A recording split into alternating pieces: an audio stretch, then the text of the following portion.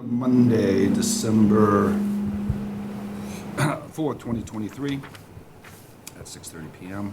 Look for a second. Second. Motion been made and duly seconded. Roll call is in order. Mr. Kilcoyne. Aye. Ms. Fidler. Aye. Mr. Darcy. Aye. Unanimous vote to open the Select Board meeting for Monday, December 4th, 2023. All right, I'd just like to make this announcement that everyone knows that this meeting is being recorded by Marshfield Community Media, and we'll just move right to the Pledge of Allegiance. Pledge allegiance Allegiance to the flag of the United States of America and to the republic for which it stands, one nation, under God, indivisible, with liberty and justice for all. Thank you. We're going to skip comments, and we'll just go right to the town administrator's report. Okay, thank you, Mr. Chairman. Town Administrator's report. I had a meeting with Sean Strobel, our new treasurer collector, to review the police budget with Chief Tavares and Captain McDonough. Had a CRS PPI meeting to review the updated material for their publication and their reporting. CRS, the community rating system, we get into measures for reduced flooding, strengthening and support of insurance aspects of the National Flood Insurance program, and foster comprehensive floodplain management. Also participated in the MMA's legislative update regarding the upcoming session in January of 2024. Talked about the legislature coming out with House 2. Governor will deliver it third Wednesday in January, the FY25 budget. Local bills, in fact, the town of Marshfield has one of our bills languishing in committee over there for additional pouring licenses. Gun legislation, housing, and a supplemental budget. Chaired monthly department head meeting. We discussed telecommunication policy, holiday schedule, financial update on FY23 and 24, FY25 budget rollout in January of 2024, and digitization. Annual meeting with Maya for the review the FY24 renewal process for our insurance coverage with Tom DePaula and Kate from my office. Meeting with Lieutenant Jones, Chief Tavares, and Danielle Kerrigan regarding change in job description regarding the management of police facilities. Meeting with the constituent Greg Morris regarding an issue with Conservation Commission regarding 0 Main Street.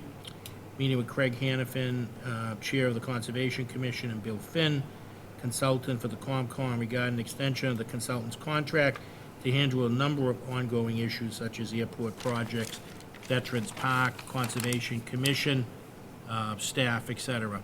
Participated in a meeting with Governor Healy and Lieutenant Governor Driscoll on coastal resiliency at the Carriage House in Beverly, where they talked about beach nourishment projects, seawalls, and elevating structures, all of which Marshfield is participating. Participated in the Federal Funds Municipal Partnership meeting to discuss financial equity, climate changes, labor, and environmental justice. And this is an ongoing monthly meeting that will be available from the administration as they disseminate billions of dollars in federal funds. Funds right now are available for clean school bus rebates for electric school buses if you purchase them, farm-to-school programs, climate pollution reduction, decarbonization plan, heat pumps, cross-state collaboration, and hazard mitigation plans. Annual review, I'm doing my annual review of department heads with Todd Goodwin, Executive Director for the town's IT department, and then I did an annual review on Chief Tavares and his 3-year contract review. Participated in the MMA and Division of Local Services Forms of Government Seminar, talking about appointing charter commission or elected charter commission, home rule petition, and special act charters. Meeting with Sean Strobel, Treasurer Collector, to review the FY23 closure, free cash certification, FY25 capital budget, FY24 budget, and rollout of the FY25 budget in January of 2024. Attended the Super Bowl game with select person Fiddler at Gillette Stadium. Unfortunately, our team played really well, and it was great to see Marshfield in the Super Bowl. It's a credit to the team, the students, and most importantly to the coaches. So we enjoyed the game. It was a fun. Also, the Select Board, I want to recognize the Select Board did a little friendly wager with the Select Board from Norfolk, and it was a donation to the food pantry, so the Select Board of Marshfield will be making a donation to the Marshfield Food Pantry in the Norfolk Select Board's name. So we'll get that done this week. Meeting with Fred Russell, our Facility Director, and Tony Bullock regarding the prep in our buildings, Town Hall project, Town Hall front and back doors, and rollout of a new program that Fred has updated the board. Now we'll get into the actual rollout. Meeting with NextGrid, Fred Russell, Facility Director, Matt Parent, our energy consultant, Sean Strobel, our treasurer collector, to get an update on our photovoltaic projects at the schools and other town buildings, and we talked about the school roofs and how we'll finance that, DPW building, airport, dog park, fields. I'm also working with Clifford Kenny Law Firm regarding the renewal of the Verizon cable contract that will expire in March of 2025. Phone conversation with Michael Westort from Health Circle regarding the CCC being months and months behind. Mike wanted me to convey to the board that he's continuing to move forward with his build-out, but he just wants to keep everyone apprised on what's happening. They're 3 to 4 months behind with his Rockland business. He does have a business up and running in Rockland. I had a meeting with Sherry Costello regarding Christmas trees in the town green. They'll be lit on December 8th. There'll be about 25 or 30 trees, and various business people are sponsoring them and decorating them. And they've worked with Fred to get access to the main power box out on the town green. Attended the Plymouth County Police Chief's holiday party, and had a meeting this afternoon with Eric Kinshaw, Bill from his office, and our treasurer collector regarding further updates on FY23 closure and reconciliation. Finally, had a meeting with Lynn Fiddler and Harry Klebanoff regarding hazard mitigation, protection of our marshland, and sea rises. And we tried to get him to take one of the vacant appointments because he's very interested in all of that, so we want to plug him in somewhere. So that is my report, Mr. Chair. Thank you very much. We are after 6:30, so we can go to our 6:30 appointment with our new treasurer, please. Mr. Strobel. Good evening, folks. Yeah, if you Hello. just state your name and you can Sure. do the address as Town Hall if you want. Sean Strobel, Treasurer Collector for the town of Marshfield here at Town Hall. Thank you. So just to give you an update on the financial position of the town, as Mr. Maresco had pointed out, we are in a position where we're getting ready for the 2023 closeout. We're still working on the cash reconciliation and resolving some of the minor differences. We're working with the AR reconciliation right now just to ensure that the subledgers match the control ledgers so we can move forward with the closeout process as well as certify free cash. The financial team was also working on the 2024 revenues as well as the reconciliations that have been delayed because of the 2023 challenges that we have been facing. I'm happy to say that the tax rate recap process is underway, and thank you to the accounting and the assessing teams. We're at a position right now where all the documents have been submitted, and I know that their hearing is right after my update, so I'm very happy that that process is almost finalized. The FY25 budget is in the works, and we'll be presenting that in January, as well as the FY 2025 capital budget. That's where we're at. Excellent. Are we kind of still in the same place we were before for free cash, somewhere around January? I feel we'll probably be, I would say, closer to the end of December. That's my In December? end Okay, of December. great, Yeah. Great, It'd be a great Christmas gift. excellent. And then any update on Munis, or is it kind of everything as the last report? Well, I think right now our position is to put Munis kind of on hold and not really go through the implementation until we're in a much better position as far as understanding where the train kind of left the tracks Okay, and try to address the structural issues, because going forward, we don't want to keep putting in these temporary patches and workarounds when in fact we should just fix the issue. what's the problem? Yeah, exactly. Thank you very much. All right, thank you. Colleagues? No, it's good to hear that we're on track, and Yes. if we can make the December and everything is copacetic, that would be great, but if it happens in January, that still fits into our Yeah. schedule as well, so. No, I think we're Thank on a, you for we're the on a work. very good Yeah. trajectory right now. Excellent. Yeah, if we get good news in December, I'll buy you a red nose. I might take you up on that. Thank you, folks. Thank That was pretty you. witty, Stephen. Thank you. Dun-dun-dun. It helps to go third. We're past 6:35, I do believe. Yes, we are. We're zipping along here. And we have the assessors classification hearing. Emery Center, please. State your names. You can use the town hall as your address. Anne-Marie Sinnott, Sinnott's Lane. I'm in Marshfield, so. No, don't push it away. Yeah, you need it. Yeah, because we can't hear you. All right. We got I'll be this a little fan louder. going behind us. So I had submitted to the town administrator's office certain documents for you to review in advance. As you're aware, the classification hearing is for the select board to review and vote on the town's option to split the rate between the residential and the commercial, commercial, industrial, and personal property. There's also a small business exemption and a residential exemption. The documents that I had provided outline what the options would be and give you an idea of what the shift would be for if we were to take the tax rate and shift it between the residential and the commercial, industrial, personal property. If you look at the effect of shift of 150, you can see that it would put a huge, burden on the commercial, industrial, personal property classes, and only really give the residential properties very little help with their taxes. So that gives you an idea of if you were to do that.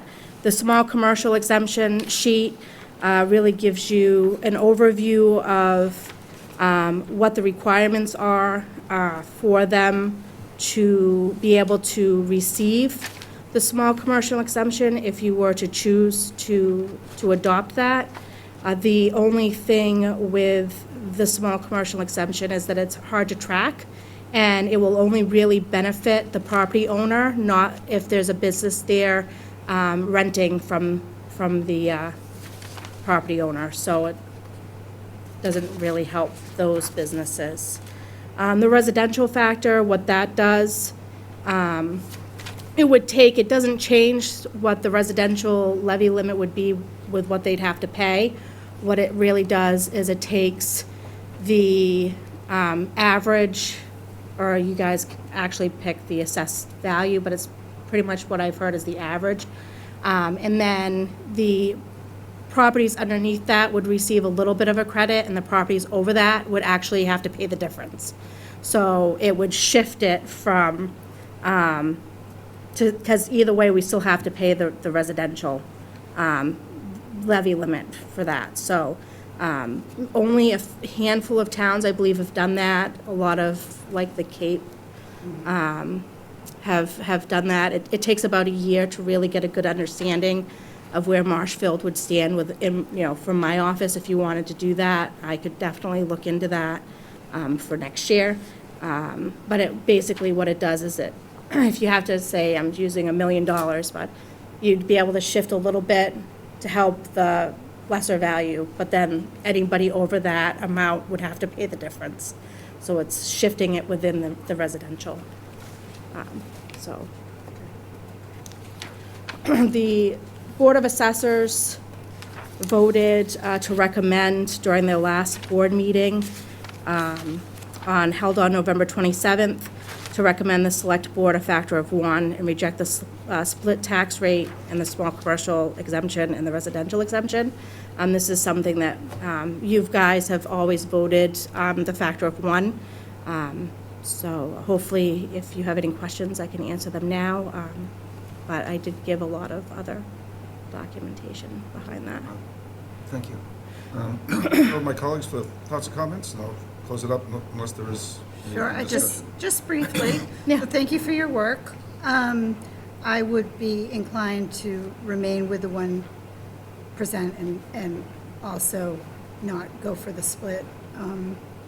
I'm just wondering, has Marshfield ever gone for a split in any of these situations? Never. No.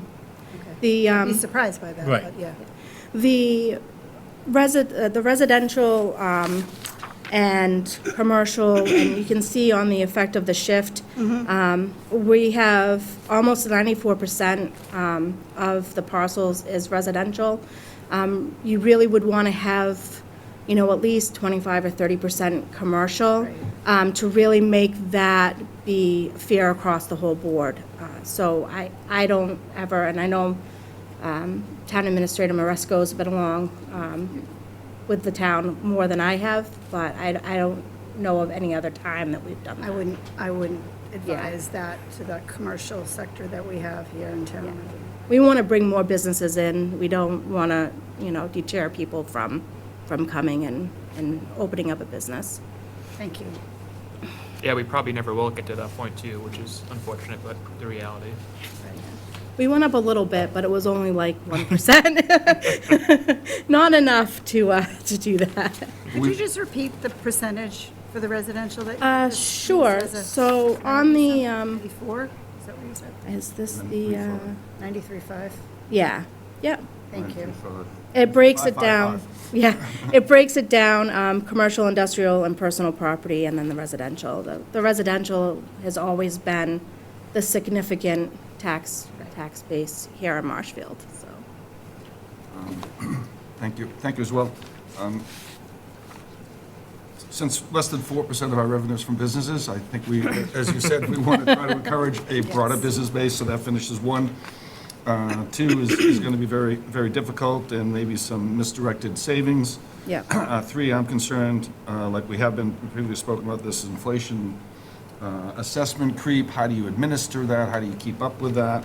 And so I would like to make a motion without further discussion then.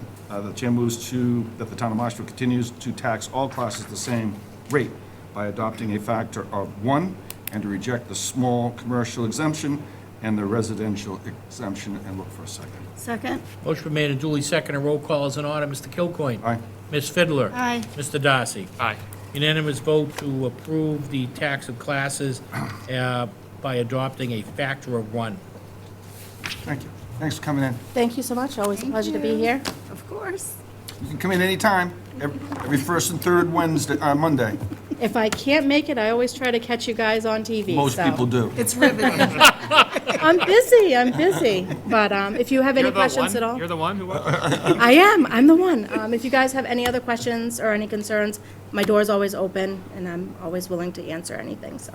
Thank All you. right, thank you. Thanks for coming in. So this is just a kind of a point of order here. We're not in action items which are posted, but we're ahead of schedule. Our next one is scheduled at 6:55. I don't know if we can actually discuss prior to the time.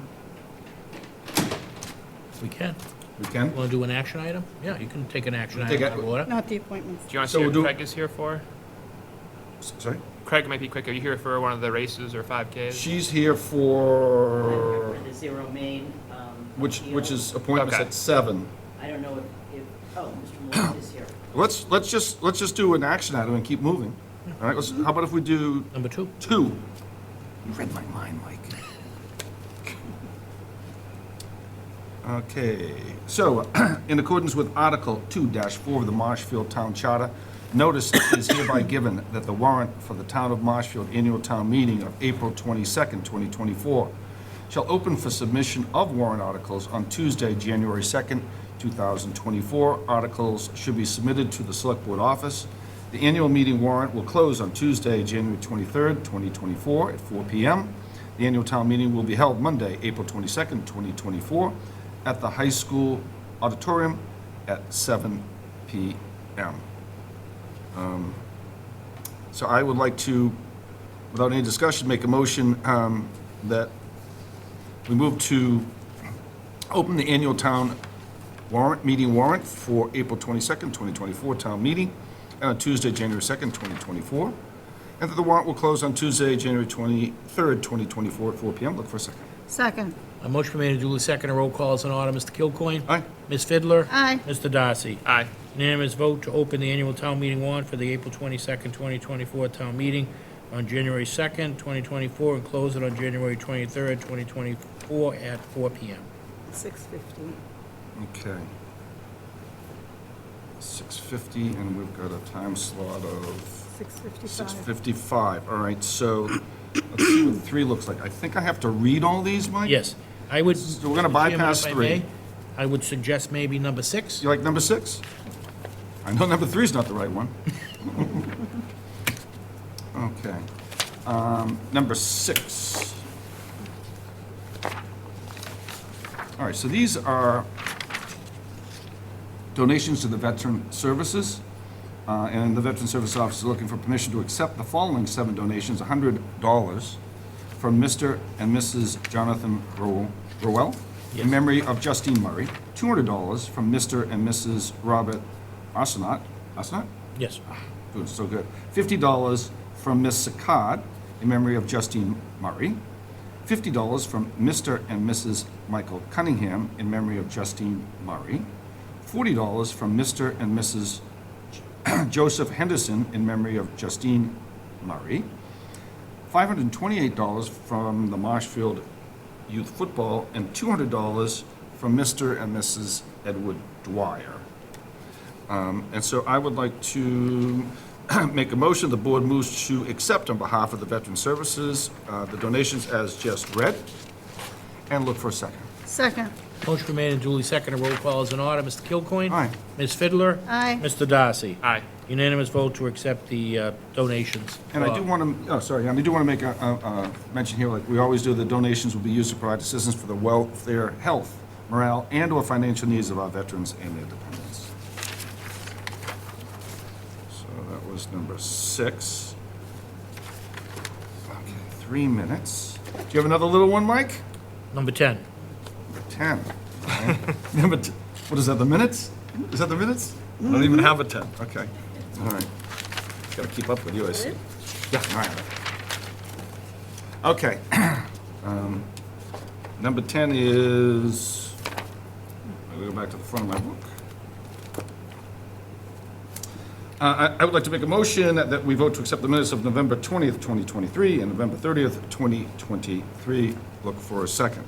Second. Motion been made and duly seconded. Roll call is in order. Mr. Kilcoyne? Aye. Ms. Fiddler? Aye. Mr. Darcy? Aye. Unanimous vote to accept the minutes from November 20th and November 30th. Run out of little ones, aren't you? Yes. Look at this. So we'll take a, A race? yeah, no, I very rarely am ahead of schedule, Stephen. No, You no. may have noticed that. You could do a race on that. You could do number 8. You could do a race Number on 8. That's what he meant. A race? What's a race? There's a race. RACE. Oh, the race. Yeah, They said that you can do a race. maybe number 8. Yeah, can you give me the number, Stephen? Let's go with lucky number 7. 6. Okay, That was good. all right. Demonstration of my flexibility here. Doing good. Good fluid hips. So, back to the front. Number 7, this is a discussion and vote on the request for permission to hold the 2024 Beach and Back 5K on Saturday, May 18th, 2024, starting at 7:30 a.m. This is going to use public roads for Beach and Back 5K. It's in a half marathon held on May 18th. Begin at 7:30. 5K will begin at 8. Police detail will be there, EMT will be on site. This is the 3rd year they've been holding this. It's a nice little race. Any questions, comments from my peers? No, sir. No. Michael, are there any other things that needs to be conditioned on? It is. Approvals by any- It's, I believe they're in the motions. Okay, so we're good on that? Yes. Okay. So, I would like to make a motion, the board moves to approve the Anne Marie Winchester 3rd Annual Race Wire Stack Sports from 2024 Beach and Back 5K and Half K Marathon to be held on Saturday, May 18th, 2024. Half Marathon will begin at 7:30 a.m. The 5K will begin at 8 a.m. The start and finish is Brant Rock. The following public safety recommendations have been requested. Thank you, Michael. Marshfield Fire Department require a two-person detail consisting of 2 EMTs. Both will fall behind the runners on the course in the community EMS vehicle for the duration of the race. Marshfield Fire Department is requesting 7 details, the same as last year. Marshfield Police Department also requested that local businesses be notified in advance regarding this race. Look for a second for that motion. Second? Motion been made and duly seconded. Roll call is in order. Mr. Kilcoyne? Aye. Ms. Fidler? Aye. Mr. Darcy? Aye. Unanimous vote to approve the third annual Race Wire Stack Sports for 2024 Beach Back 5K and Half K Marathon. Back on my schedule here. 6:55, and it is that. We have a facilities update. Mr. Russell, if you state your name, use town hall, maybe his address. Yes, sir. Good evening, everybody. My name is Fred Russell. I'm the Facilities Director, and I'm also a resident at 92 Module Street. Just to give you some updates from, I was here a few weeks ago, so we submitted the demolition permit for the structure at 82 Wyoming Street. It's collapsing. We also submitted a historical commission application for review and approval, because the building's over 75 years, requires that. We issued a work order, requested a work order from Eversource to remove the electrical meter, which was done last week. So we're moving forward with that project. The Venture School administration generator was successfully fully commissioned last Tuesday. We tested the fire sprinklers and fire alarms last Monday at the Daniel Webster Estate successfully. I attended a school and DPW snow operations coordination meeting. We received training on the new DPW building HVAC BMS building management system. We identified numerous issues and communicated that to the general contractor for correction. This past Thursday, we received 8 RFQ packages for the new on-call architect and engineer service agreement. Selection committee meeting is meeting this Thursday to shortlist 2 to 3 firms that we'll interview next week. Some of the examples of some of the future projects they'll be working on: the Central Fire Station men's and ladies locker room design and budget estimate, diesel generator installations at 4 of the 5 elementary schools to support building heating, refrigeration units, fire alarms, and emergency lights during power outages, and restroom modernization at the 5 elementary schools, developing a program for the next 5 to 7 years to upgrade those. The elementary schools are old. They're in good shape, but they're dated. And I'd like to also give at this time an update on the service request program that we're instituting. So I don't know if you can put up the homepage for the.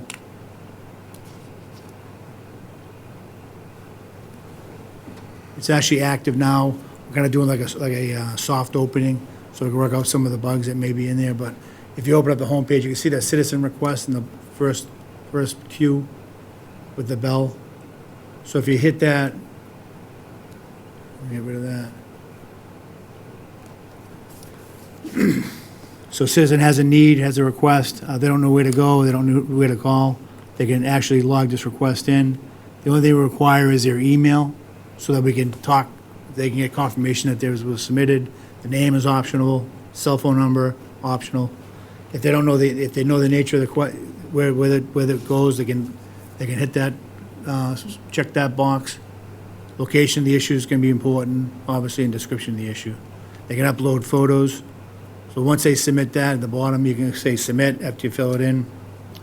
It'll send an email, basically to me, and I'll direct it where it goes. And once I accept it, that person who made the request will get an email back. Hey, ticket 12, this is the ticket number, has been accepted by Marshfield.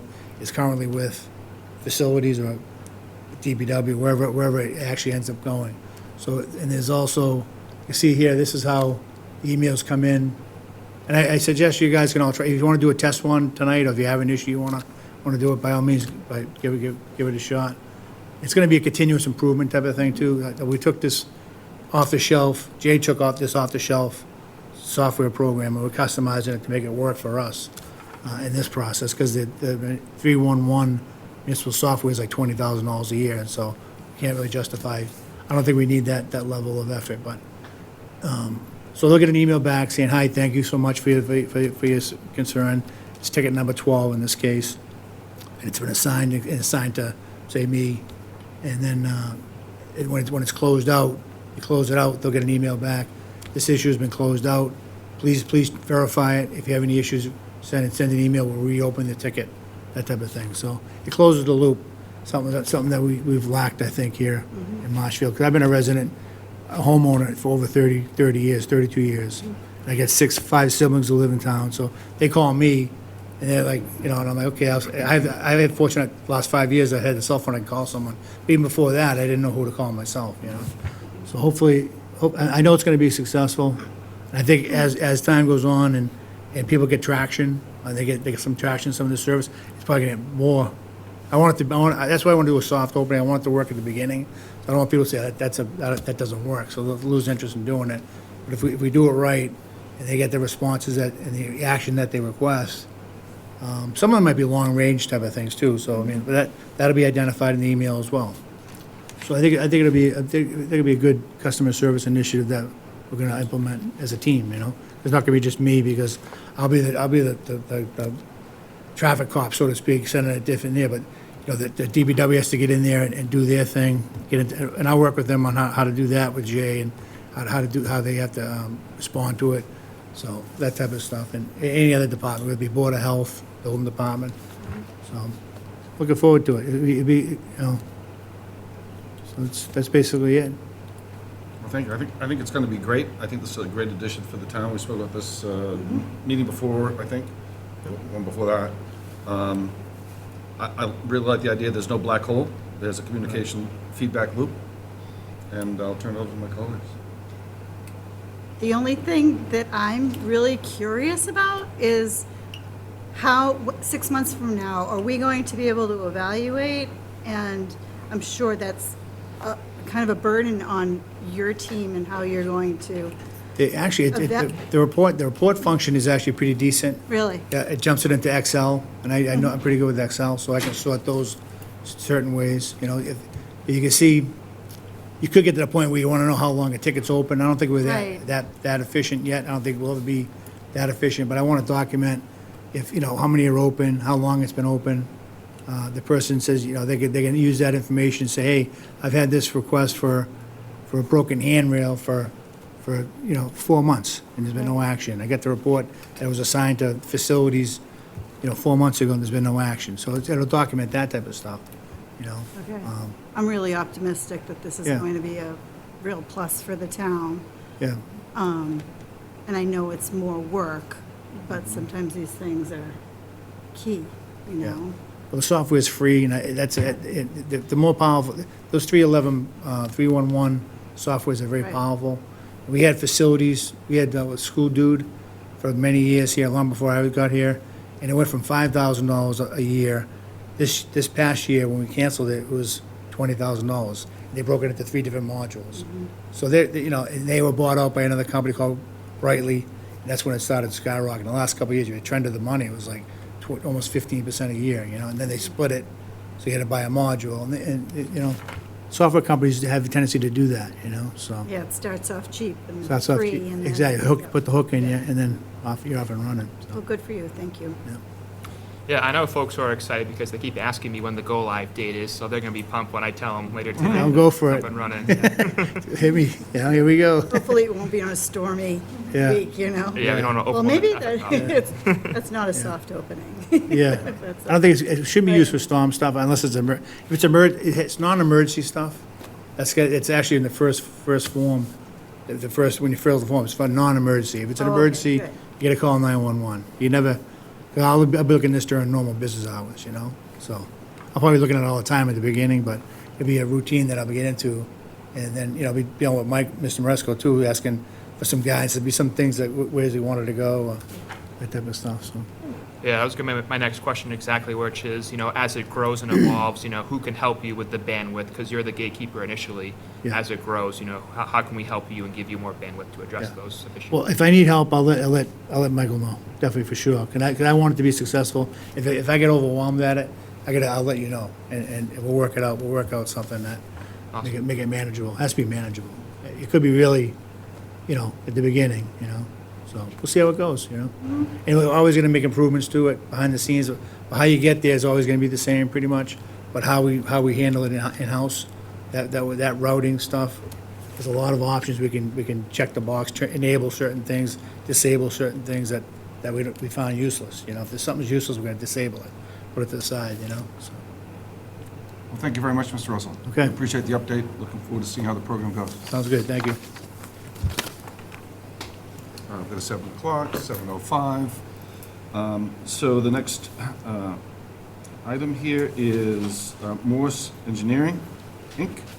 It's a 0 Main Street appeal. Welcome, Mr. Morse. Thank you.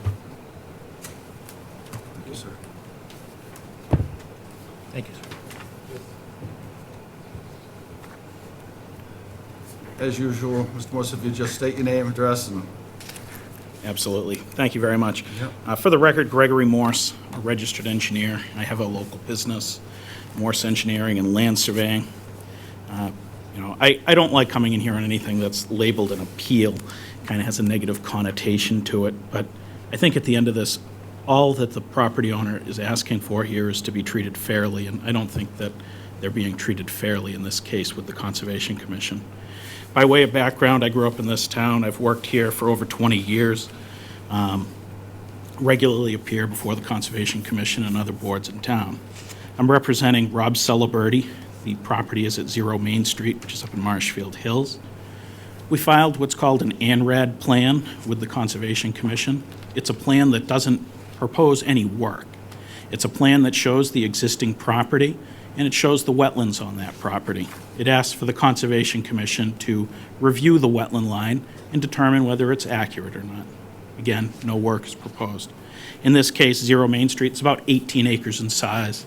It is completely wooded. There's nothing existing on the property. Prior to our application, we had our wetland scientist, who's nationally registered as a professional wetland scientist, visit the site. She delineated wetlands on the site based off of soil and vegetation. My survey crew performed a site visit after that, located those, and we filed with the Conservation Commission in July. The commission opened their hearing in August to review the project. At their first meeting, the commission presented to me a copy of a draft plan that was floating around Town Hall here from another engineering consultant that I guess had previously worked on the property. It had a different wetland line on it than what my plan has. We had our consultant go back out. She did identify an additional wetland resource area out there. We updated our plans. We resubmitted it to the Conservation Commission. The Conservation Commission said they were going to perform a site visit. I emailed the agent 3 times asking when that visit would be so that we could walk it with them with our scientist. I got no response. The commission at their October meeting informed us that they wanted to conduct a peer review, which is a regular process. A peer review is when the commission hires an outside consultant that's specialized, in this case here, specialized in wetlands delineation, to go out to a site and look at it on their behalf. Peer reviews are common. I expected that they would have started one back in July, but they asked for it in October. There's a process for a peer review. Mass General Law, Chapter 4453G allows for the town to collect a fee to cover the consultant at the selection of the Conservation Commission. Marshfield Conservation Commission also has a written policy. I requested copies of that policy, however, the commission did not give me one. I did get a couple of photographs of it. They're poor quality. They refused to give me a copy of the policy. But that policy was not followed. That policy says that when a consultant is selected, they're supposed to get 3 quotes on doing the work. The commission solicited 1 quote.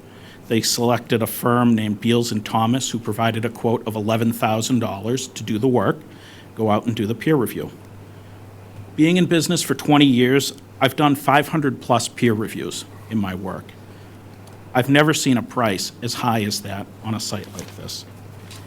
I requested to meet with the chairman of the Conservation Commission or with the commission itself. You know, we are a check and balance society. We're a transparent democracy.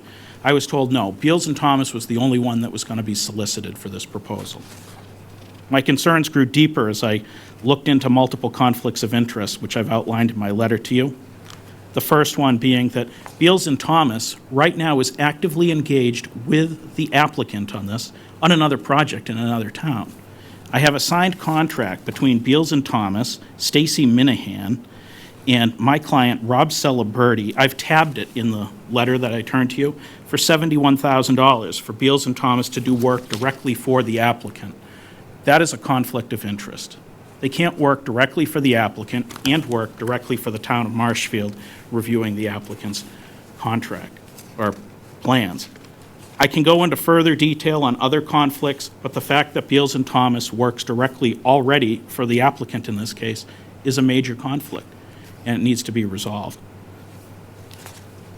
I can get into the other conflicts if you think necessary, but I think that in and of itself is enough for the selectmen to determine there is a conflict and direct the commission to hire a different consultant. I'll further add that, again, hearing the price of $11,000 being rather exorbitant in my eyes, I solicited quotes from other firms that I thought would be acceptable to do this type of work. The chairman of the Conservation Commission wrote a letter to me, or to the applicant, stating that the scientists involved in this had to be experienced in soils and in wetlands.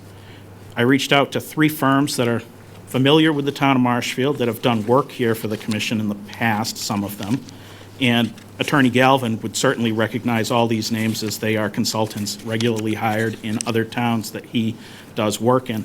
The 3 quotes ranged from $2,000 on the low side to $3,000 on the high side. I think Beals and Thomas has a conflict of interest. I'm going to turn it over. Thank you, Mr. Morse. So for this evening, from a legal perspective, we're only going to consider 2 issues. One is a conflict of interest, and the other is a qualification. So those are the 2 areas that we'll hear. I've read everything I had before, although I think there might be some new stuff in here. I'd like, if you would, because it was kind of fast for me, can you define exactly again what the conflict of interest is on this engineering firm with the applicant? Because that either I missed or that's new to me. Sure.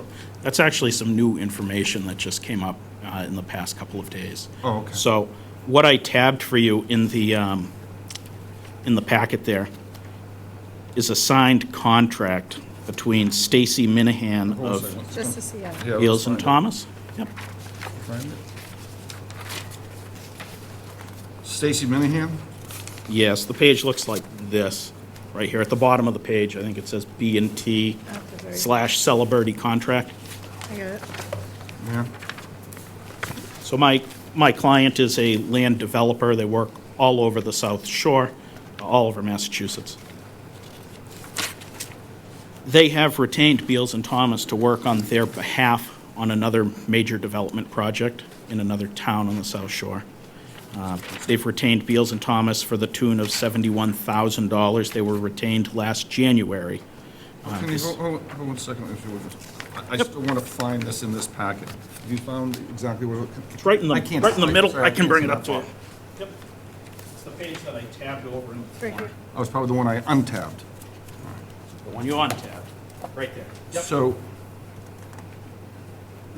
it's just one page? Yes, I didn't provide you the Okay, I was looking for the whole. full contract. That's what, okay. I provided you just the signatures to show that it's Beals and Thomas, and it is in fact Rob Celebrity, the applicant on this Marshfield site.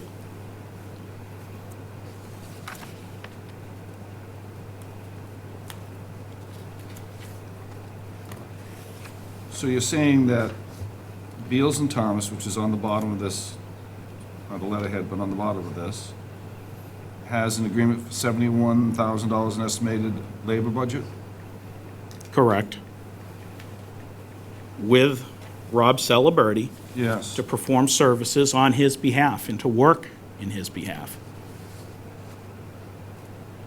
Now the town of Marshfield has solicited Beals and Thomas, this same Stacy Minahan, to perform work on behalf of the town of Marshfield, reviewing Zero Main Street, which the applicant is Rob Celebrity. So she has a conflict of interest on this project. She's actively working for the applicant for a rather significant contract on another project, and now she's shifting gears and working for the town. I don't think that was disclosed to the town. She can be influenced to the fact that she's working directly for the applicant. That is a conflict. It's a perceived conflict. Okay.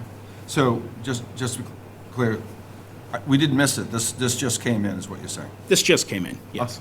Okay. So it was a surprise. Yeah. Okay. That's fine. Anything else, Mr. Morse, you'd like to add before we go to the Conservation Commission? I mean, I can get into the qualifications if you want me to, We'll but, give you the chance to come back. great, Yeah, thank you. yeah, I'll make sure you have a chance if you want. Thank you. Chairperson Hannafin, would you be willing to come up and state your name and address and state the town's position here? And you may have opening thoughts regarding the new information that we just found out.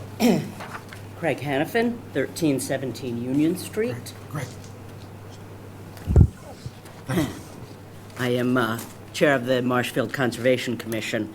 I am just learning of this conflict. We were not informed of this previously, so I can't address it. With respect to the qualifications, I think that we are signing with Tracy Minahan. She is the president of the Massachusetts Wetland Scientists Association. She is overseeing this project. Andrew Gorman, who is the certified erosion, sediment, and stormwater inspector, was specifically chosen by the commission for his expertise working with soils. This is a very complex site from a soils perspective. The original delineation took 4 soil samples. The commission considered that inadequate. The commission still considers the plan before us to be deficient. With respect to the pricing, Mr. Morse keeps referencing a peer review. So we're not going to... We're not going to go there? Any pricing? Okay. We have 2 issues. Well, we're talking apples and oranges on pricing. The conflict of interest, as I say, I'm not prepared to address that, as I'm just learning of it. Okay. The qualifications, I know Mr. Maresco has the resumes on these people. I don't know if you have seen them, Yes, we've read. but I consider them to be highly qualified. In fact, Mr. Gorman teaches one of the MAC courses on BVW delineation. This isn't far from where I live. It's a fairly big site. I've been stomping around those woods here and there over the different years, and I can understand why it might be a challenge to delineate that area. There's a fair amount of resources that go on in there. Sometimes different scientists see different things, different times of year. You know, summer versus winter. I can understand soils. I can understand that from both perspectives here, there's maybe 3 or 4 different lines over time. Which one really is it? And looking from what I read, that we're not really looking for a third-party peer review. We're looking for a brand-new delineation of the property by a third party. That was my understanding of the request by the Concom. That is correct. Okay, so it's not a peer review of the current delineation. No. Okay. That was my understanding of it. Because sometimes those get confusing, too, as to what really sometimes people are asking for and what they hear. All that said, so we have new information in front of us this evening.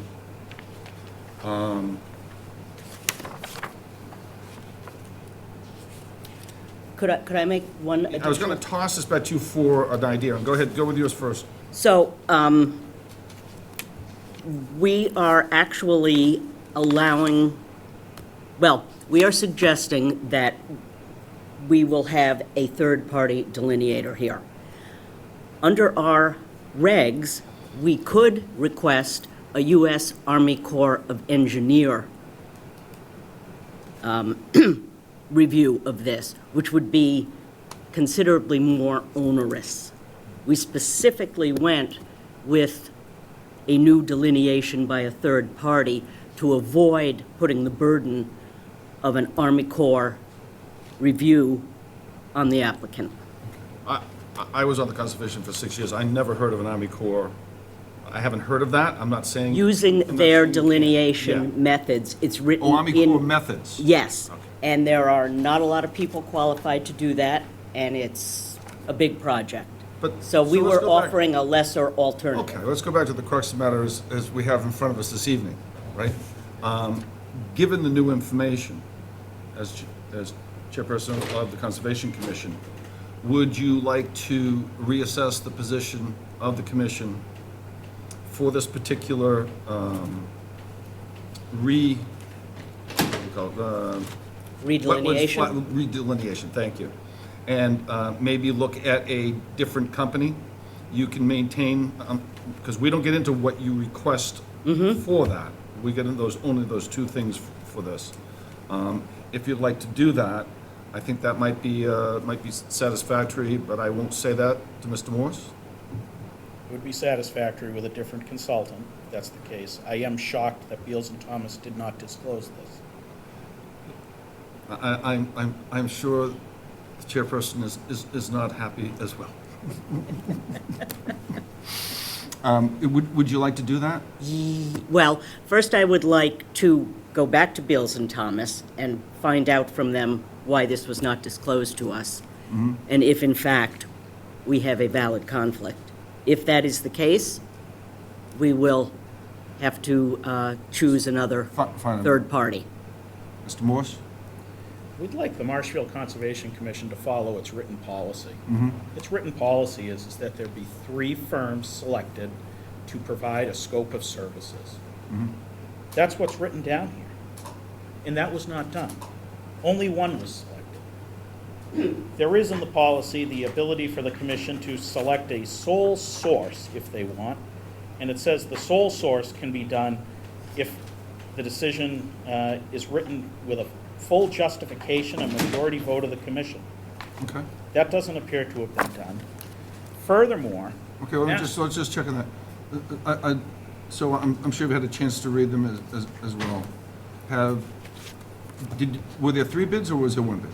We are not required to get 3 bids. This is not a There was one. procurement issue. And are you, Mr. Morse is stating that you needed to have a majority vote for that? The commission voted for a third party. So there was a discussion vote for that third party? Okay. Thank you. I believe with procurement in excess of $10,000, you're required to get 3 bids. According to town council, this is not a bidding process. Yeah, so. This number we have is an I really don't want to estimate. interrupt you, but, so we want everything to go here, and then go back out, not back and forth, because it can just evolve quickly. So, my understanding, and I don't know about my colleagues, I did speak to town council on this, and Mr. Morse, he said that that was not necessary in this situation. Okay. So I have to respect his professional opinion on that. I understand your statement. Great. So, given what we have,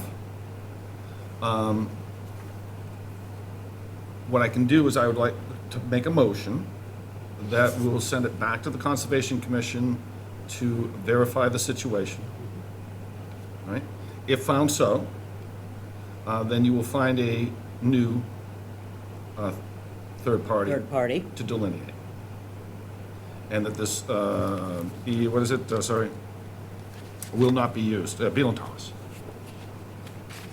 Mr. Morse, is that satisfactory? Yes. Okay. So I'd like to make a motion. Just a sec. I'm sorry. To my Yes. colleagues, of Yes. course. I got ahead of myself. Go ahead. Okay. So before we go down the route that the Chair Kilcoyne is suggesting, can you provide the policy as Mr. Morse requested? The policy is available to be seen by the on our- public, but we do not hand out our policy and procedure information. It's an administrative document, Right. it's not a regulatory one. Right, and it's a guideline, correct? Exactly. It's a guideline or a framework for you to to complete your business. Correct. I would think that town council would agree with me on that. So we're having a meeting, Mr. Morse, we're having a meeting this evening on a serious subject. So whenever there's a meeting of a serious nature, and all of them are serious, we do not expect new information to come across our desk on the evening of. Unacceptable, for one. I'm guessing you had this information prior than 6:30 this evening, so for that reason, I would concur with Chair Kilcoyne to move in the direction of back to conservation and allow them to make some further clarifications on what's going on with this. So, with that being said, Those are excellent points, thank you. thank you. Yeah, no one likes surprises. I don't either. No one likes surprises. So with that and no further comment, then I will make that motion that will remand it back to the Conservation Commission to investigate if they truly have a conflict of interest as outlined this evening by Mr. Morse. If so, we'll move to a different person to do the Party. delineation, or a different party to do the delineation. Yes, Mr. Morse? Because we're at a motion perspective, we already agreed to stuff. We did. I would like just a clarification. The motion is to go back to confirm that this is this contract that I put before you is a conflict of interest. Correct. We never discussed the qualifications of the individual. Like you said, I'd have the opportunity to. Will I have the opportunity to come back in front of this board? If we proceed with Beals and Thomas? So let's resolve that now. As part of that motion, I would like to add that I feel satisfied, should it be found that Beals and Thomas is not encumbered with a conflict of interest, that I accept the qualifications of the current consultants from Beals and Thomas as being qualified. I would agree with that. Yes. All right, so I'd like to add that, Mr. Marisco, I'm going to add that to the motion, so maybe I'll recapsulate it. So I'm going to make a motion that remand this back to the Conservation Commission to do diligence to find out if there is a conflict of interest as outlined by Mr. Morse. If so, find another party for the delineation and express the Select Board's displeasure, as part of this motion, that they didn't let all of us know. And second, as part of this motion, I would like to say that the Select Board moves that they accept the qualifications of the individuals at, Beals and Morse, should this come back before the Select Board. So the only issue that would be remaining would be the conflict of interest. And I'd like to look for a second for that, please. So if we're in a deliberation, I'm looking for a second, so are we denying the appeal at this point? No, well, I don't think we're really denying it, we're sending it back. Because we found We're sending new it back for information. continuance, Yes. Remanding. remanding it back? Yeah, remand back. All right, I will second that, please. Motion been made and duly seconded. Roll call is in order. Mr. Kilcoyne? Aye. Ms. Fiddler? Aye. Mr. Darcy? Aye. Unanimous vote to remand back and for Conservation Commission to report back to everyone. Thank you. Thank you. Very much.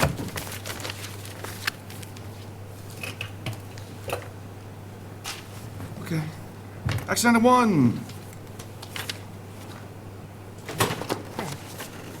So this is, go back to the front. Discussion and vote to adopt the multi-hazard mitigation plan. Yeah, I did that going through the door, but I didn't have a 3-ring binder.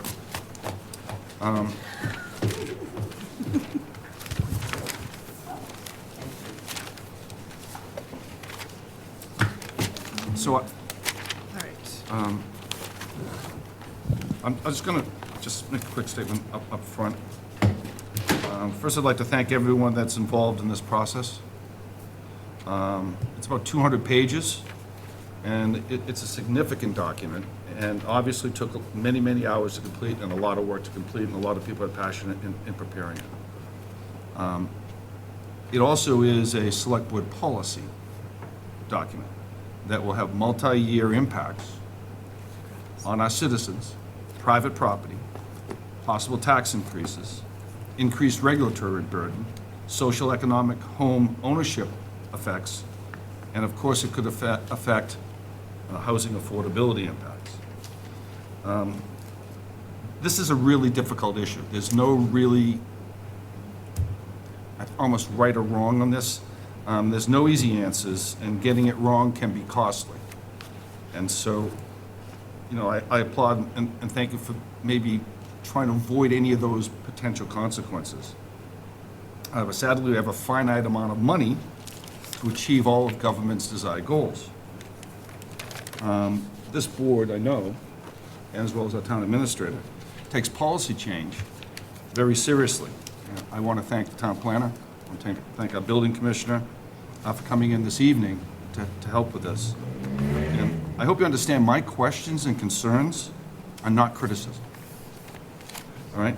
It is our role for policy oversight and how these policy changes, which are almost 200 pages of them, as a guidance document, could affect our town from a policy perspective.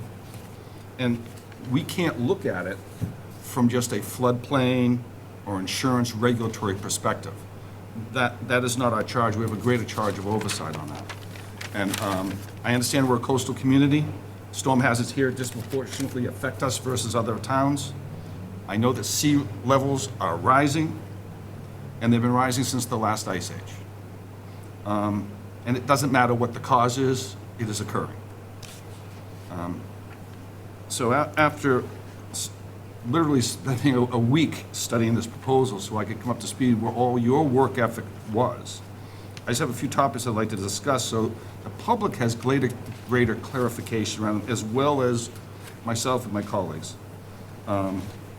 If we could start out, if you could both just state your names, you can use this as your address. Greg Guimond, Town Planner, Ice House Lane.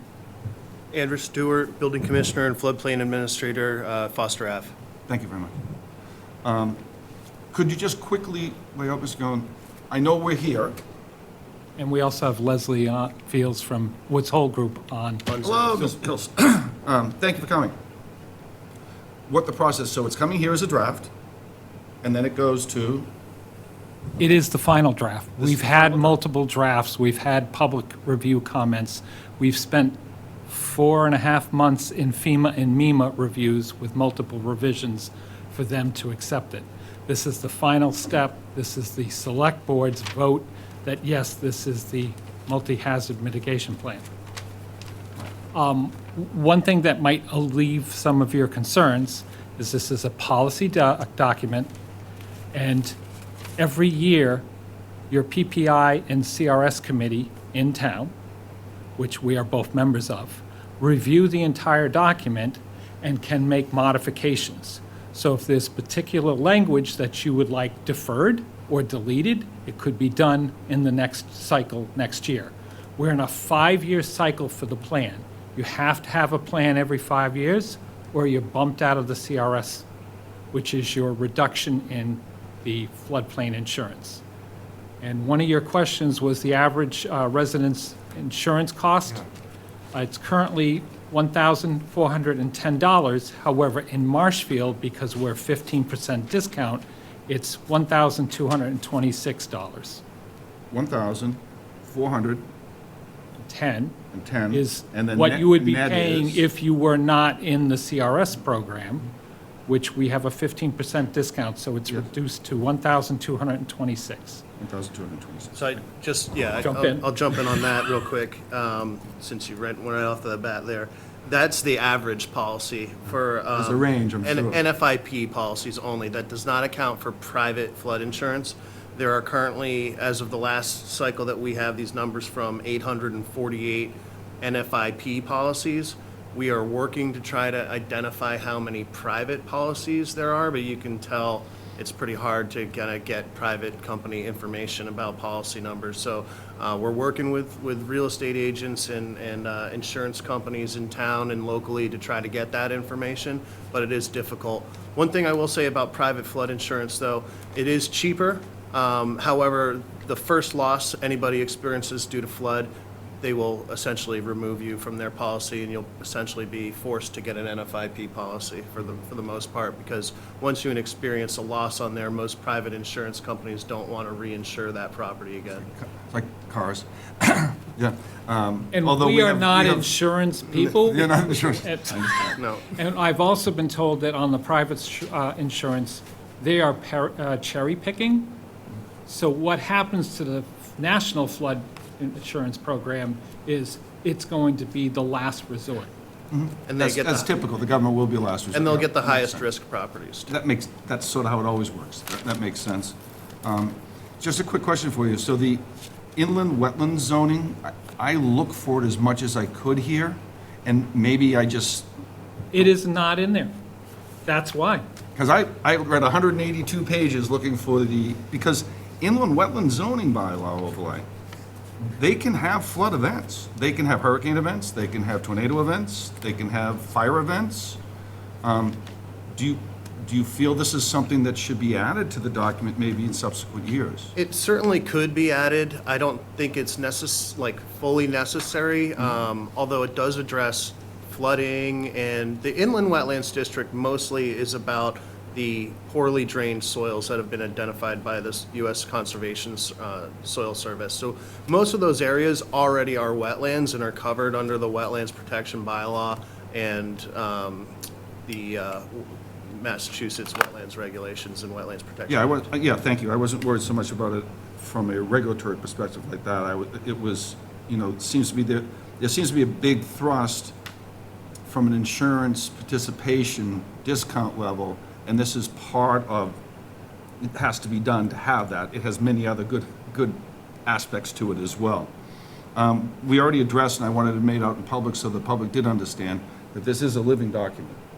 So I wanted the citizens to know that if we approve this document, it doesn't mean that it can't be changed, updated, or modified. And I think that's an important fact for the public to know, and they didn't have that information prior.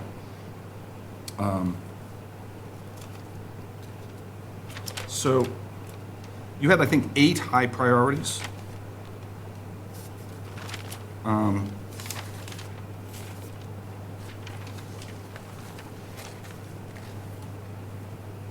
Sorry, I gotta shift around here because I've made so many different notes.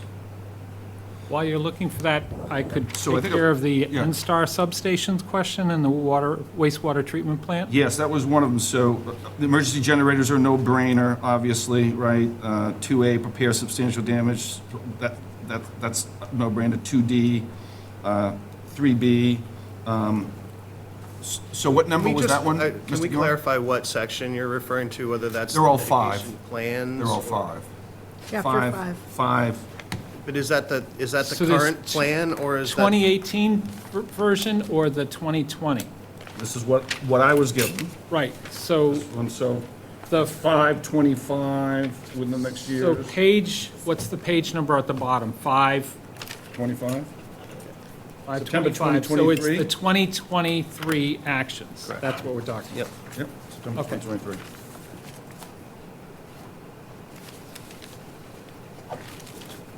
So let's go to this one. This is real easy. This Okay. one is 18. Mitigation Action 1C, page 518, 2023. Evaluate adaptive alternatives for low-yield roads and bridges throughout the town. That makes total sense. Yep, and one of the The prime question I have examples is, is Maycombers Ridge, Maycombers Way, and Bartlett's Island Way private roads, public access? they are private roads with public access. So is this document suggesting that we take over the responsibility for elevating private roads in this town? The town does not have to. But they're If you want specifically to called out. evacuate, a lot of streets are specifically called out. Oh, this is all I have. So, like I was going to say, to me, the prime example is right next to the Brant Rock Market. Town Pier Road in 139 Yep, I have that. needs to be raised about a foot and a half. So in a storm event, we can get cars through, we can get trucks through, et cetera. We also had 20 different town officials when working on this document. So we had the Emergency Management Center, we had police, we had the harbor master, we had the fire department.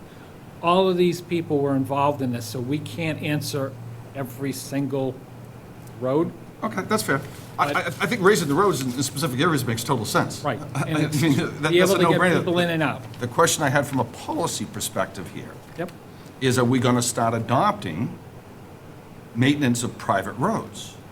Past We what were we're not past, specifically mentioning, because these were called out, and I have a concern with doing that, is what I'm saying. From a Okay. policy perspective, that's concerning, that we're setting a precedent, and we're going to see a lot of requests for roads, for maintenance of a road. or elevation thereof the roads, right? Because that's what this one really talks about, right?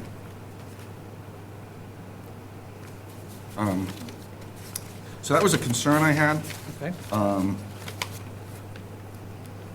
Another concern I had is that, and you brought up this, is the pump stations and N-Star electric stations. Well, it was the wastewater treatment plant. Yes. Yeah. So we've got a high on the wastewater treatment plant, right? Or, So the wastewater treatment plant is partially, half of it is in the flood zone already. One of the N-Star substations is not in the flood zone and would not become in the flood zone in any near future. The other substation, which is what we call South Webster Street, that one is in the floodplain, but it's 4.2 miles upstream. And it has to go through a very restricted culvert in Webster Street in order to get to that back area. okay. So we would have to have a storm event that would go several tidal events before we would get Back up that water far. into that. In addition, the N-Star property, unlike the wastewater treatment plant, is not town property. And Yes, the I know. N-Star stations, both of them, as the town administrator can tell you, both need to expand and almost double in size in order for us to get our solar facilities that are otherwise permitted under construction. So N-Star is going to have to do Do it something. anyway. Anyway, correct. Great, thank you for the answer, I do appreciate it. Because it didn't make sense to me, also, when I was reading the data, saying what category storm will affect this, what category storm will affect that one, what you think the risk is for this year, it seemed like putting a multi-million-dollar dike around the pollution, there's an acronym for Wastewater it. treatment plant. Yeah. Yep. WW, whatever it is, treatment plant. It seemed like it was fairly low for the next 10 to 20 years from the data you suggested for me to read. For hurricanes and storm surge, but the fact that it's already in the flood zone is why it came up higher. So there's multiple things that when it got reviewed, that it had, like, if the cost was high, if it's a high urgency, but it was a really high cost, Uh-huh. it often bumped down a little further. So like the enhancements to Dyke Road, which is critical for over 300 to 400 homes from having to be elevated, is a very, very high cost, and that's why it kind of fell back down, because the way they look at it, if there's lower hanging fruit that's cheaper, maybe we should be doing those. No, I don't disagree with that. That's what I said. I didn't want this to be a necessary critique. Yep, It's nope, a and that's huge- how it happened. It's a huge document that I got basically on a Thursday, and I was supposed to vote on a Monday. And I didn't think I was doing the service to the townspeople without really reading it thoroughly, having you have a chance to come in and be able to explain these things, because I think a normal person reading this might have the same questions that I have, you know? So you've explained that. So what you're saying is the WWTP is in the current floodplain, Partially. partially. Yep, And half of it's in. because that is a huge infrastructure expense. Yes. If that gets damaged, we got Well, we had a lot of problems. a lot of problems. So, You did have a question about Bass Creek, and Yeah, and I was Bass gonna Creek. cover that one. so Bass Creek's been going on, as far as I can remember, from when I was at Concom, about repetitive flooding as a result of Phragmite and other probably infiltration into Bass Creek. I understand the airport might have even offered to assist with the marsh masher, not marsh master to assist in clearing that out. We've got a lot of houses that continually have flooding because of this. So why isn't that a higher priority? That seems to be a really easy, low-hanging fruit that may cost some money, but solves a lot of problems that people have been complaining about chronically for years. Sure, and I can address a little bit of that, Thank you. because I've had a lot of discussions with the residents there. Oh, I know and some you of the residents also in a similar situation up on Ridge Road and other kind of marsh areas that have these historic ditches and whatnot. And one of the problems that has happened is over the years, they've been accumulating debris and vegetation is growing inside those ditches and into those ditches, and it really hampers the water's movement through those ditches. I've spoken with the engineers at the DPW about this, and the roadblock that they've encountered in the past was, I believe the previous conservation administrator was telling them that they needed to get a Chapter 91 license for dredging in order to fix those channels. Whereas I've been working with them to try to maybe approach the conservation from a stormwater management project or vegetative maintenance project instead of actual dredging, because they don't plan to actually dig any earth material out of the ditches, but simply remove the vegetation and remove the blockages. So they didn't feel that it required a Chapter 91 license. So I believe they're going to be reevaluating their approach towards that project. Okay, well, that's great news, because I've heard about it so often. I'm sure, Mr. Cohen, you've heard about it. I know you've heard about it. And I'm like, okay, that should be like a no-brainer. Yeah, I mean, you have an obligation with a license or whatever it is there before to maintain it in good shape. So we've got a new staff there at Concom, so hopefully we'll be able to achieve that goal. Thank you once again, I do appreciate that. 4B, 4B, so that is evaluate all zoning bylaws, codes to increase resiliency, including a build-up, including landscape environments, strengthen our wetlands bylaws, regulations, zoning bylaws, Article 15. And that goes. That's a pretty broad bucket to just say we're going to redo all our zoning bylaws, codes, and regulatory bylaws. And the cost on that was low. Well, staff time. So, That you already paid for. so I was part of the first rewrite of the 505 wetlands regulations in 20 years. And it took us two and a half years, and we met like every month.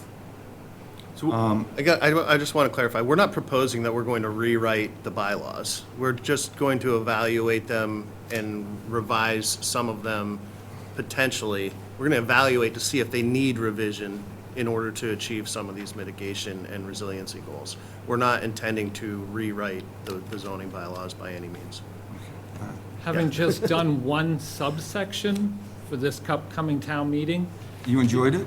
it takes a while. And some things, as I mentioned at the beginning, are deferred, and some things can be deleted, depending on, once we take a look at it. So our consultant's saying, take a look at it. We'll take a look at it, and it's our choice whether or not we want to go forward. I don't enjoy going to town meeting for presentations on zoning changes. That's fine. And if I don't have to, I Because prefer not to. I'm concerned about, in the quest for a certain environmental impact, and I understand the good of that. I understand the greater common good of that. There's also deleterious effects, and they're more deleterious in specific neighborhoods in that town than others. Like, most of my area town is not in a floodplain, will never be in a floodplain. There's no need for us ever to buy floodplain insurance. It's like buying boat insurance if you don't have a boat.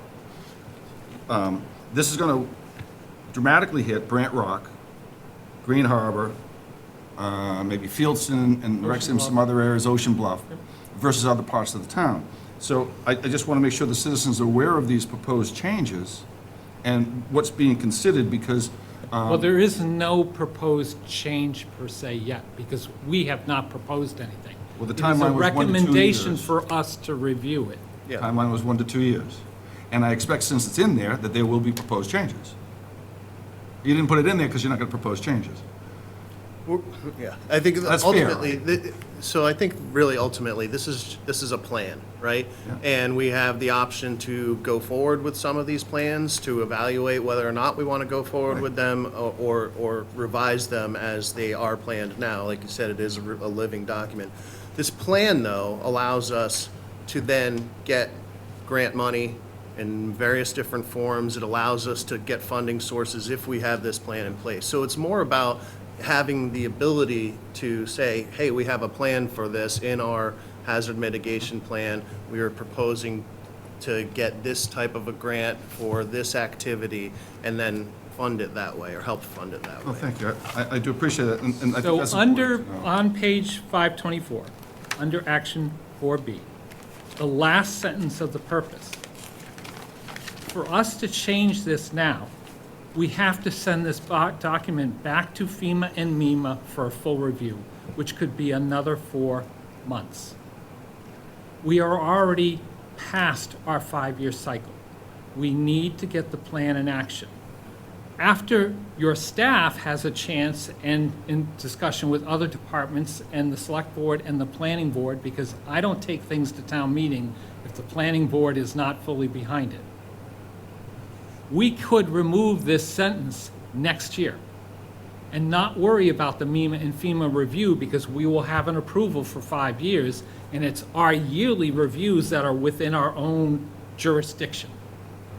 My- So we don't have to go back to MEMA and FEMA for changes in between the 5-year plans. Yeah, my goal here is not to mess up the approval by having to go back to MEMA and FEMA.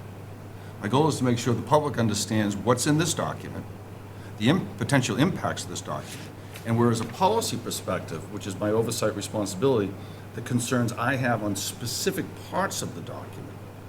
Because, once again, I understand you're late, but that doesn't mean that I abdicate my responsibility of oversight.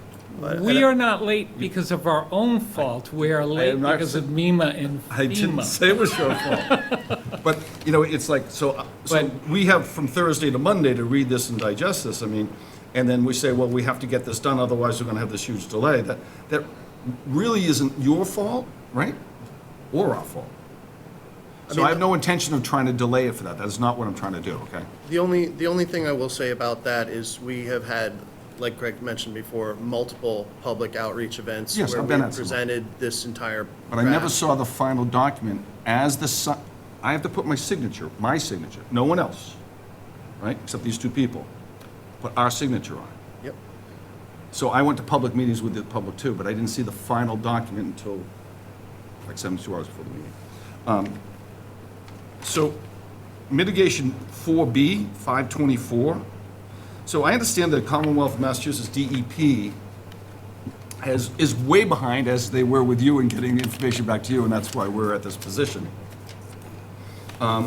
Is overdue in doing all new performance standards for land subject to coastal flooding. I'm sure you're aware of that too. They're quite late on it.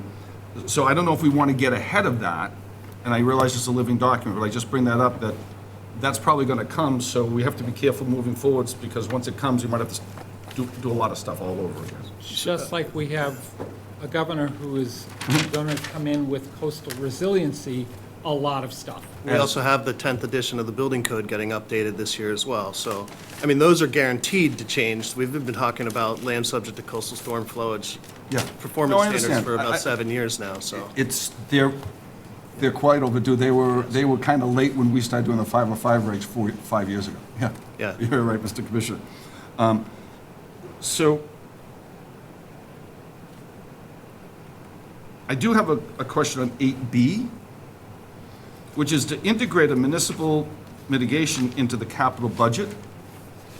So from what I understand, this is, I could be wrong, is that there's about $100,000 or so within the DPW's budget for some type of emergencies, for maybe enterprise funds or things like that. I don't know if that number's still accurate or not, but we would need the DPW person that was involved in this to answer that question. But Sorry. we'll say, they told you 100, so we'll say 100, right? It's not a lot, wouldn't you say, Mr. Marisco? That's correct. That is a drop in the bucket. So, I'm public, and this has nothing to do with you, saying that I think the DPW needs to strengthen that significantly, because that 100,000 will be gone in 2 seconds. There are multiple things. So as an example, beach nourishment. That's going to be like seawalls. So once we repair seawalls, we should now start looking at beach nourishment in front of repaired seawalls to help It does make further sense. their lives. It does make sense. So it is something that we may need to put $1 million a year or $500,000 a year or whatever we can squirrel away. That's one pot. We're going to have a seawall pot. We're going to have another. We're going to have multiple pots that we're going to need to start putting as like bank accounts. So when we get a grant, like we did You very have your short match. notice for the beach nourishment, we have enough money there that we could get the full 100% design versus the 60% design. And that we'd have our we're match gonna money get. as And well. we'd have our match ready to go. I'm- And that's what this is kind of Excuse me. getting at. And one of the biggest things with, that people have, they really look at this document and they kind of, their eyes go wide when they see the sea level rise projections up to 2030, 2050, and 2080. And the one thing that's been expressed to us throughout this whole process from the Woods Hole Group, from the engineers, is as long as the town maintains our seawalls, continues to do beach nourishment, and do the things that are going to help to stave, or hold back coastal erosion and any kind of overtopping on our seawalls at that time, all that kind of stuff is going to help mitigate these things, and we won't see that massive inundation of these inland areas if we're able to maintain the dike and the culvert on Dike Road, if we're able to maintain our seawalls, if we do the beach nourishment and try to hold back some coastal erosion in that regard. Thank you. So the concern I had on that one was, it seemed like there might be a pathway from a policy perspective to start in a new emergency stabilization, whatever fund you might want to call it, for DPW emergencies. So my concern is a financial concern, because we basically have policy and finance, correct? So how's that going to be funded? Because I probably would not be in support of robbing operational funds, which we badly need to start that for a DPW fund. Also, from a financial perspective, we're in a tight capital expenditure cycle. Am I correct, Mr. Marisco? For the next 5 years. For the next 5 years, which is this entire plan. So I probably would never vote to divert needed necessary capital equipment projects to that budget for the DPW emergency fund. So maybe another alternative would be to go to town meeting, I understand that. Then the concern that I have is that another revenue source for DPW that just keeps on calling things emergencies. So who then defines the utilization of that fund? I'm not saying the fund's a bad idea, but the devil's in the details. So I would be in support, when we rewrite this, something like that, if town meeting did that maybe in the verbiage, it would state that the emergency to utilize those funds would be under the direction of the select board. We'd have to release the funds. Because I have a real financial concern on that side, that all of a sudden there'll just be it'll be used up and there'll be $100,000 left after the town put $1 million in it. So that was a concern I had on that 8B. That was the emergency there. I'm running out of steam. It took me a week, but I'm running out of steam. I guess, Flag 7C? oh, 7C, thank you, Greg. 7C. So programs to promote flood insurance, increasing NFIP. From what I read, and correct me if I'm wrong, so the citizens understand, the National Flood Insurance Plan is becoming the insurer, as the Commissioner said, of last resort. I thought I read that actual enrollment had been down like 20% over X period of time, why there was an estimate of 33% increase on the private side, although it was hard to get those numbers. They were offsetting with a greater increase in overall flood insurance, with about 50% of the town within the floodplain having insurance of some type. Is that a fair characterization of your document? So, yeah, it's so hard, again, with the private flood insurance. And we're making inroads to try to get that. We are including a question on the census this year Yeah. that is going to ask if you have private Private flood flood. insurance. you Because know, our zoning map changed and the number of Yes, houses came came out. out of the floodplain, and most people, when they get out of the floodplain, don't want to pay flood insurance. No. So that's part of the reason why the numbers went down on the National Flood Insurance Program. And I know there's a need to have this document to get the discount on the CRS.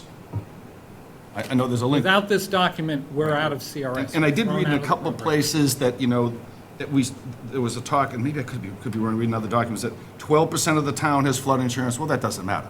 You know, if you don't have a boat, you don't buy boat insurance. It's really the comparison data should only be people in the floodplain, not the total town. But, if we have a cost of $1,410 non-CRS with a cost of $1,226 average, that's an average, and average is, Yep. you know, there's a bell-shaped curve there. And we get a 5% savings for that. What is 5% of 1,226? Well, 10% is 122. Yeah. 5% is like $61.50? The discount, if we move to a 20% discount from the 15, if we go up to the next class, which we are projecting will happen, the average policy will receive a $282 discount per cycle. Okay, well, if the average policy is $1,226, and you're getting a 5% increase, savings, The then it average- can't be $200. The average policy is $1,410. Right now, the average policy with our 15% Okay, so it's based on the discount- higher number. Okay, With our that's- 15% discount is $1,226. Right. If we go to the class 7, or class 6 and we get a 20% discount, it'll be reduced by a further $282 from that $1,226. All right, well, I don't know. I'm sorry, I misspoke. It'll be the $282 from $1,410. I'm sorry, Mr. Commissioner, 200? $282 from $1,410, I can do the math. Oh, from So that's the total reduction. 1410. $1,410 is the base number with But no I'm sa- discount, Okay. okay? So what I'm saying is, right now, and you can calculate, non-CRS is 1410, I'm willing to work with that number, because that's the average for this town. We're going, that's it, and we have a 15% discount representing 1,226. If we're gonna go from 15 to 20, that's a 5% savings on the average. Even if we use the higher amount of 1410, that's like $70.50, it's $70, $71. I don't see how it can be $200, it's $71, but even if it was 200, Yes, even if it was. it would be a $282 discount Since from the $1,410 to. For the total. 20% would be that would be the Right, total. so That's, we've got to be careful with figures, because people are going to start thinking you're going to save them $200, and that expectation is going to be set, and you go, oh, no, that was over the last 13 years through the next 5. But Sir, can I just interject for a you can second? interject all you want. Okay. So I think that we've had a lot of discussion by Chair Kilcoyne and the two of you, and we're sitting here trying to understand a lot of where we're headed with this, okay? I appreciate you dotting your i's and crossing your t's, because that's just what we need to do, and I'm just trying to understand what we need to do tonight. And what we need to do tonight is pass this plan. Whether or not it's a policy plan, or it's a framework for a policy plan. I have those two things. I would say it's a framework for a policy plan. I may be wrong. I'm one person here sitting and saying that. I think that the amount of money that the town has been able to afford our ratepayers for insurance, whether it's private or wherever it is, has been a significant amount of money, because I remember when everybody was coming up through the hallways really upset about our floodplain and how it was going to affect their pocketbooks. So tonight, I am kind of at the point where I understand that maybe it's $60 they're going to save, maybe it's $200 they're going to save. Those are plus or minuses that we'll get to when we get to it. But we do need to understand that there's a considerable amount of money to be saved by our town residents, and the amount of people that are affected by it is part of why we have this, because we can understand the logistics of what our town is and how it's important, how the 110 identified sources of our concern were narrowed down to 28, 26, and then down to 8, and how we're trying to make heads or tails of that. But I think that's for another day. For tonight, I really would like to push for just moving on and going to the next steps of this. And I think you're almost done, right? Yeah. Okay, so. No, and listen, I agree. just- I thought it was very important from my perspective, from my responsibility in this job, to read this, ask questions, afford you the ability to answer the questions in a public forum, so that it is a much more open process. It's a huge document, and it's a very well-done document. I started out by stating that. Yeah. And I do just want to say, as we move forward, because this is a living document, that when we put increased regulatory burdens, regardless of the desired positive effects, on our citizens, the cost can never be low. The threshold you had here, I think it was $50,000, and there's a middle one in $200,000, whatever it was, that was high, medium, low, whatever it was, right? Just one significant regulatory change in elevation or something like that, one home could be high. So you could be costing the citizen millions of dollars. And I'm not saying the goal isn't bad and it can't be changed. With us participating in the CRS program, collectively, we save the residents of Marshfield who do have NFIP policies about $250,000 a year. Right, we said 260. Yeah, no, and I Yeah. do appreciate that. What I'm saying is increased regulatory burden has a cost to private citizens. It can affect the socioeconomic balance of this town. It's going to affect certain areas of this town much more disproportionately than others. We're going to have houses up in the air everywhere. I'm not saying that's necessarily bad. I'm just saying, as we move forward, and I'll close with this, because I think the vice chair was correct, I've overdone my time, is... Is there such a thing? is that... Did I say it like that? that please bear that in mind. I understand there's lofty aspirations for what you're trying to protect and do, but there's huge personal costs for private citizen owners to comply.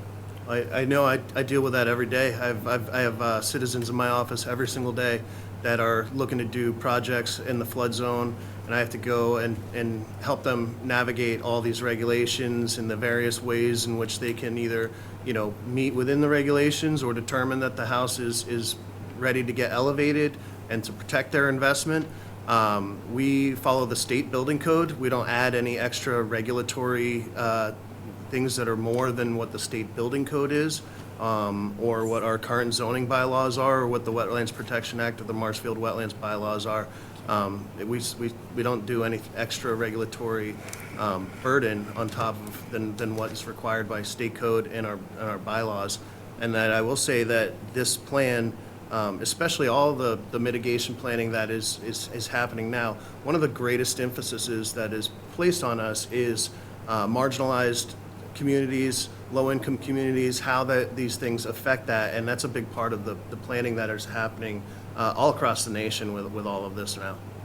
Well, I thank you for that. And I will also add that the CRS committee as a whole, over the years, when we're looking for how we can get more points, we've had discussions, and there have been times where the committee has decided not to go after a regulatory change in lieu of a different venue to get to that 20%.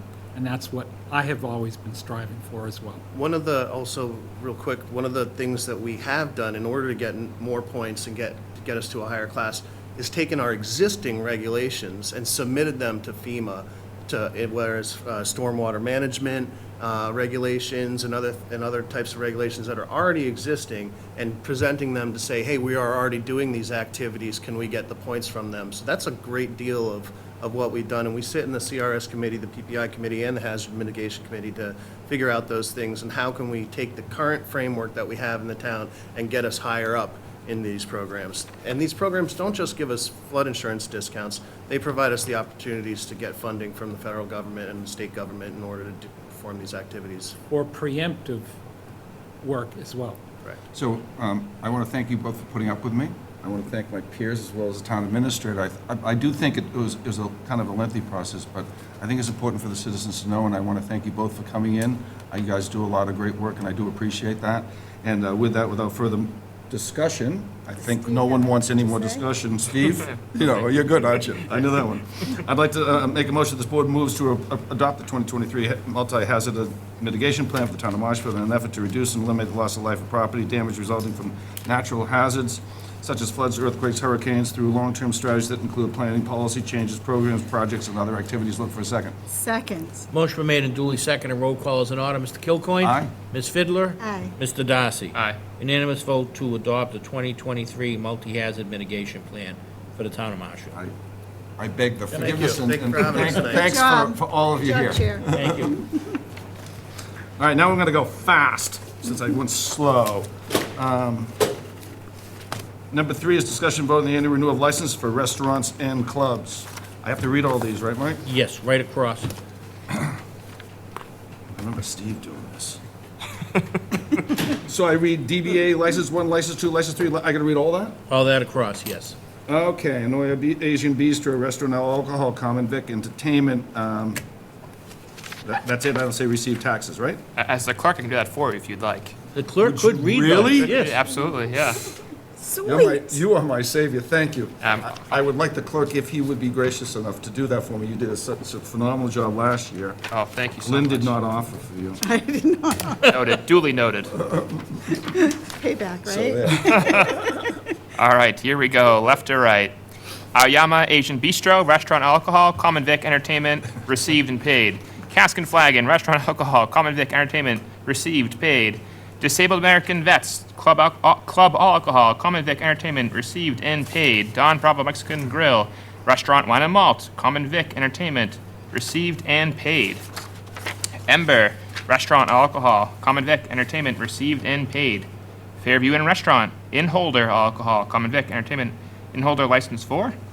That's where we are. Fetch Barbecue and Catering Company, restaurant wine and malt, common vic entertainment. Green Harbor Golf Club, club alcohol, common vic entertainment, received and paid. Green Harbor Yacht Club, club alcohol, common vic entertainment, received and paid. Haddad's Ocean Cafe, restaurant alcohol, common vic entertainment, received and paid. K. Katie's Burger Bar, restaurant alcohol, common vic entertainment, received and paid. Live Creative Cuisine, restaurant alcohol, common vic entertainment. Mamma Mia's Restaurant, restaurant alcohol, common vic entertainment, received and paid. Manny's Pizza of Marshfield, restaurant wine and malts, common vic entertainment, received and paid. Marshfield Country Club, club alcohol, common vic entertainment, received and paid. Marshfield Famous Pizza, restaurant wine and malts, common vic.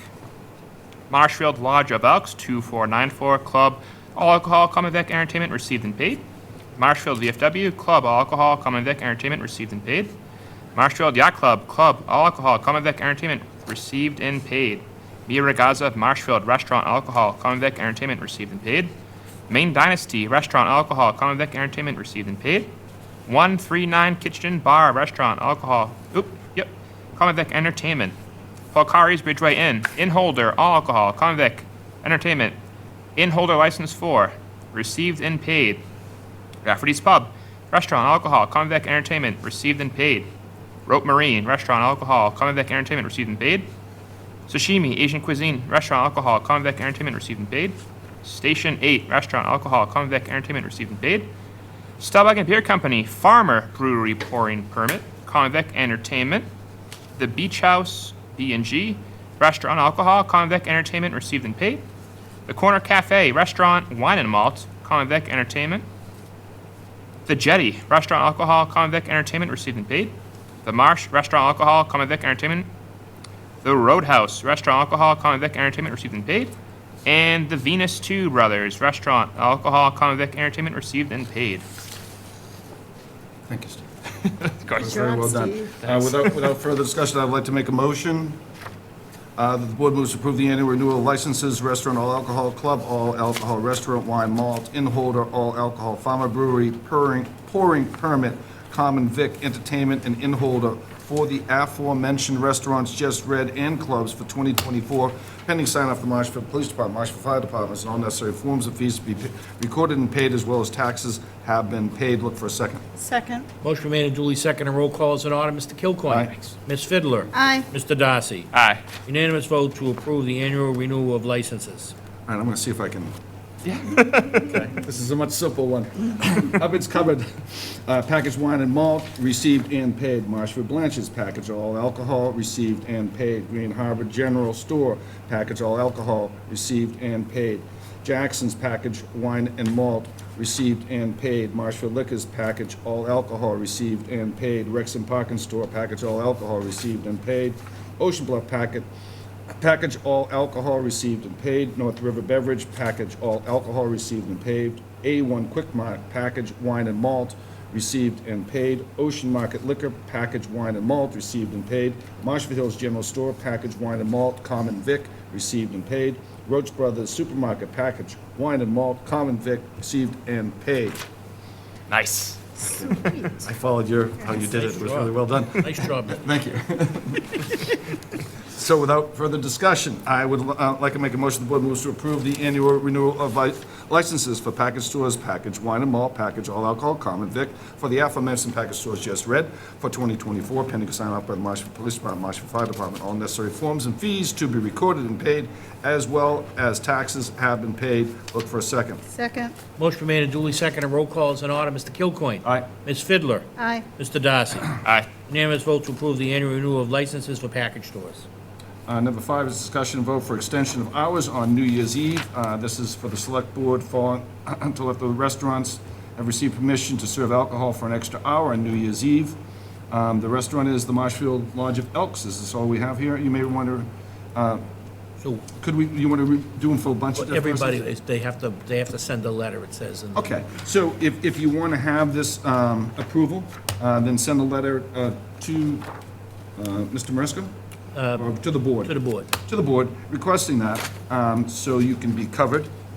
And hearing no discussion against that, I'd like to make a motion, the board moves to approve the extension for all restaurants to serve alcohol for an extra hour on New Year's Eve from 12:45 to 1:45, provided the request for the extension must be in writing prior to December 31st, 2023. Look for a second. Second. Motion made and duly seconded. Roll call is in order. Mr. Kilcoyne. Aye. Ms. Fidler. Aye. Mr. Darcy. Aye. Unanimous vote to approve the extension for restaurants that submit a written request prior to December 31st, 2023 for the extra hour of operation. All right, so now we're on to number 8, discussion and vote on the request for permission to hold the Frozen Pilgrim Road Race on Sunday, January 28, 2024, starting at 10 a.m. It's a 1 mile, 3 mile, and 5 mile road race for Sunday, January 28th, beginning at 10 a.m. at the Marshfield High School. Any thoughts, discussions from my peers? No, sir. No, thank All you. right, hearing none, then I'd like to make a motion to moves to approve Anne Marie Winchester of 2023 Frozen Pilgrim 1 mile, 3 mile, and 5 mile road race to take place on Sunday, January 28, 2024, beginning at 10 a.m. from the Marshfield High School. Funds raised for this event will benefit the Kurt Gessler Foundation for Youth Achievement with the following public safety recommendation from the Marshfield Police Department.